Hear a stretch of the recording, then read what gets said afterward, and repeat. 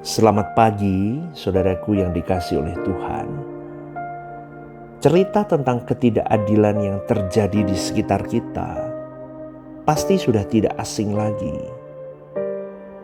Ketika ketidakadilan seakan-akan memperoleh tempatnya, memperoleh kemenangan, dan orang baik tertindas, bahkan kehilangan hak-haknya secara proporsional, kita bermaksud mau menegakkan keadilan, tetapi kita tidak berdaya sama sekali. Seringkali begitu kan? Kita hanya bisa menjadi marah, jengkel, dan kita tidak tahu apa yang harus kita lakukan. Maka saya mau berkata, inilah dunia. Ya begitulah dunia. Dimanapun dunia dipenuhi dengan orang-orang jahat yang melakukan berbagai ketidakadilan, saudaraku. Ketika ketidakadilan seakan-akan memperoleh kemenangan, sesungguhnya inilah saat di mana kejahatan manusia sedang dimatangkan. Kejahatan sedang disempurnakan, supaya para pelaku ketidakadilan semakin pantas untuk mendapatkan hukuman. Sebaliknya, kita harus memasuki proses dimatangkannya kesucian kita. Keadaan dunia yang jahat dan tidak adil ini menginspirasi kita supaya kita tidak ikut terjebak ke dalam lubang yang sama. Harus selalu kita ingat bahwa pengadilan Tuhan akan digelar dan pasti berlangsung dengan adil, saudaraku. Maka sebagai orang yang bertuhan, kita harus dapat membuktikan bahwa Tuhan yang kita sembah adalah Tuhan yang benar. Untuk itu kelakuan kitalah yang akan membuktikannya. Sebab pembelaan kita bagi Tuhan bukanlah dengan tindakan kekerasan yang menggunakan kekuatan fisik, melainkan dengan perilaku yang agung seperti perilaku Tuhan Yesus yang kita sembah. Salah satu tokoh iman PL yang bisa kita teladani itu adalah Yusuf. Arti nama Yusuf adalah menyelamatkan. Terkait dengan Yosua, Yasa. Oleh karena itu, Yusuf lahir dari istri yang paling dicintainya, Rahel. Maka Yusuf pun menjadi anak kesayangan Yakub. Yusuf diperlakukan dengan baik oleh ayahnya, lebih dari anak-anak lainnya. Dan sejak muda, saudaraku, Yusuf sudah dipilih oleh Allah. Allah merancang Yusuf sebagai penyelamat.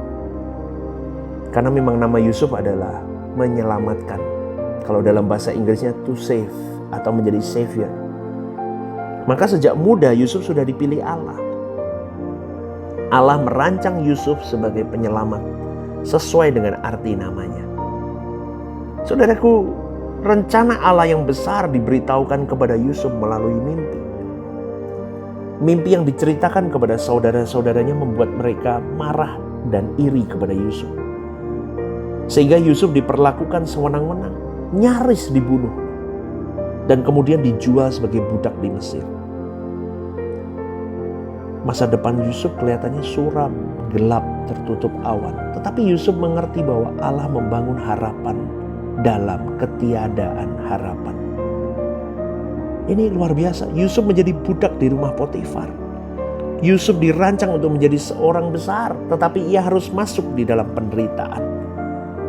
Tuhan terlebih dahulu membuat Yusuf seakan-akan tidak punya masa depan untuk menggenapi rencana Allah dalam hidup seseorang. Harus ada proses. Harus ada proses. Kejadian 39 ayat 1-20 mencatat proses pembentukan Allah kepada satu pribadi, Yusuf. Allah pun punya rencana bagi setiap kita, seperti Allah punya rencana kepada Yusuf.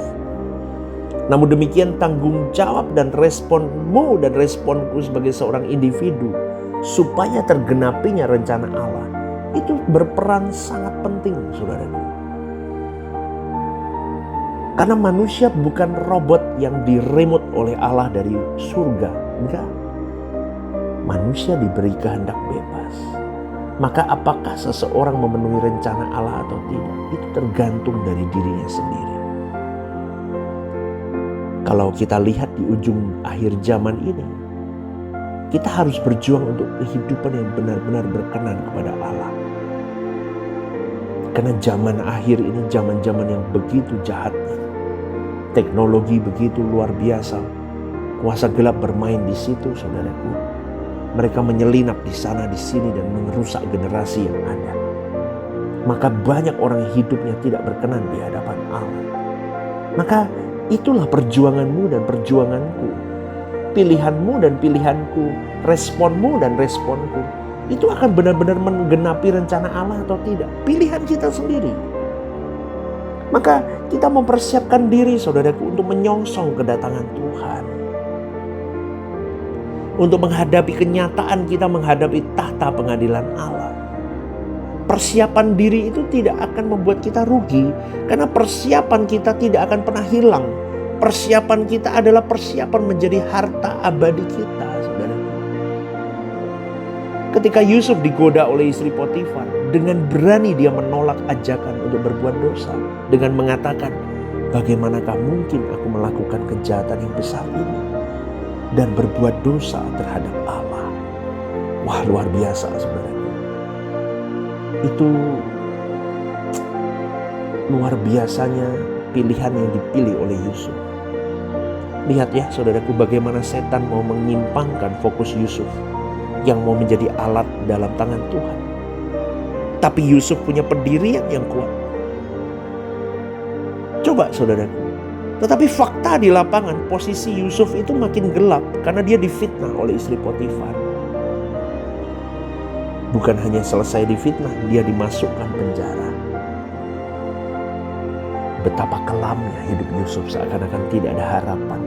Seakan-akan Elohim Yahweh diam tanpa turun tangan di dalam hidupnya. Coba, saudaraku. Tapi kan selama ini orang Kristen lihatnya, oh dia jadi ini Perdana Menteri di Mesir, jadi raja-raja di situ, raja daerahnya di situ. Wah, hebat kan? Kan kita seringnya lihatnya jadinya itu begitu, tapi prosesnya itu kan kita tidak mau lihat. Prosesnya itu berat, saudaraku, seorang Yusuf itu. Maka dari perjalanan hidupnya, kita dapat satu pelajaran penting dari seorang Yusuf, yaitu ketika kita hidup dalam kesucian dan ketaatan kepada Tuhan. Walau masa depan kita seperti makin suram, makin redup, makin gelap. Dengar baik-baik, garis bawah ini. Tuhan pasti akan mewujudkan rencana Tuhan dalam hidup kita. Amin, saudaraku. Ya, tapi masalahnya kita sering tidak sabar. Kita tidak sabar dan kita mencari jalan kita sendiri. Saudaraku, jangan sampai rencana Tuhan dalam hidup kita tidak tergenapi karena kelalaianmu dan kelalaianku. Ya. Maka luar biasanya Tuhan, indahnya Tuhan, sabarnya Tuhan itu. Wah, udah gak bisa diukur, saudaraku. Meskipun kita gagal, jatuh, bangun, dia tetap nuntun kita loh. Maka kalau hari ini kita masih diberi kesempatan, jangan sia-siakan ya, saudaraku. Hari ini bertobatlah, jangan berbuat dosa lagi. Kita harus tegas terhadap dosa. Ayo kita akhiri sisa hidup kita dengan baiklah, saudaraku, dengan baik. Udah jangan jahat sama orang. Udah toh ya, hatimu, pikiranmu, mulutmu ya. Ayo yang baik, jangan sombong. Nanti jatuh, saudaraku. Ya, kita bisa memilih untuk taat dan mengasihi Tuhan. Udah pilih itu aja. Udah gak usah banyak. Udahlah, cari kumpulan yang baik. Ya, jangan kumpul sama orang-orang yang suka gosip, jelekin orang, ngomongin orang, jatuhin orang, apalagi ya. Jangan suka kumpul sama orang pendusta. Udah stop, saudaraku. Jangan kumpul dengan orang yang tidak jujur. Nanti kita akan susah, kita ikut-ikutan nanti. Karena kita tinggal di dalam daging. Dan daging itu menarik kita untuk jatuh dalam dosa terus. Kita contoh hidup Yusuf yang fokus untuk menggenapi rencana Allah. Walaupun dari hari ke hari dia mendengar bujukan dosa.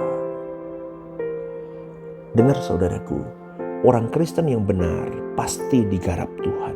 Amin. Bisa sampai lelah, capek, bahkan putus asa, Tuhan menggarap kita.